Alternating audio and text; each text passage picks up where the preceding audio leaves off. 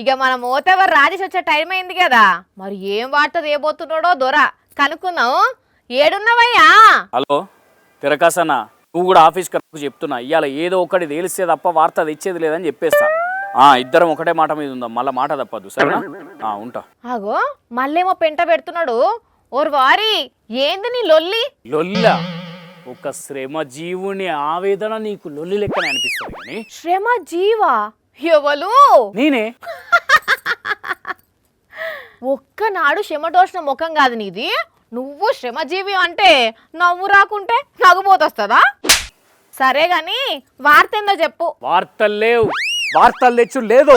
ఏ నాతో పాటు గరం గరంకి పనిచేసే ప్రతి ఒక్కరికి కార్లు కొనిస్తేనే వార్త తెస్తాం, వార్త రాస్తాం, లేకుంటే లేదు. ఏందేంది కార్లు కొనియాలనా? ఎస్, టీం అందరికి కార్లు గిఫ్ట్ ఇవ్వాలి. గిఫ్టా? గిఫ్ట్ ఏంది కారేందిరా బేకారోడా? అయినా ఏం వెలుగబెట్టిందని మీకు గిఫ్ట్లు ఇస్తారు, అది కూడా కారు మళ్ళా. ఎలుగబెట్టాల్సింది ఏమున్నదబ్బా, ఏళ్ళ నుంచి పని చేస్తున్నాం కదా. అయితే గిఫ్ట్లు ఇస్తారా? ఎందుకు ఇయ్యారబ్బా? కేరళలో ఉన్న హైలైట్ అనే కంపెనీ వాళ్ళు వాండ్ల పనిచేసే 47 మందికి పెద్ద పెద్ద ఇలువైన కార్లు గిఫ్ట్ ఇచ్చిండ్రట తెలుసా? ఈ వీడియో నేను కూడా చూసిన. కంపెనీ పెట్టి 30 ఏళ్ళు అయినందుకు ఇచ్చిర్రు. అంటే తెలిసి కూడా మమ్మల్ని దేక్తలేవన్నట్టు ఫిక్స్ అయిపోయినాం. ఇంకా ఇక్కడ నుంచి వార్త తెచ్చేదే లేదు. మేము వార్త దేకుంటే నీకు వార్తలు చదవడానికి ఉంది. వార్త చదివి వార్త వాణివైతవా, మా లొల్లి చేయబట్టి వార్తలకెక్కిన వాణివైతవా డిసైడ్ చేసుకో నువ్వే. అసలు వాళ్ళకు కార్లు ఎందుకు ఇచ్చిర్రో ఎవరికి ఇచ్చిర్రో తెలుసా నీకు? ఎవరికి ఇచ్చిర్రు? అందరికి ఇయ్యలే కార్లాళ్ళు. 30 ఏళ్ల నుండి పని చేస్తున్న వాళ్ళకు మాత్రమే ఇచ్చిర్రట. నువ్వు చేయబట్టి ఎన్నేళ్ళు అవుతుందయ్యా ఈడ? అంటే ఒక 4-5 ఏళ్ళు వేసుకో. సిగ్గుండాలి మరి అడిగేటందుకు.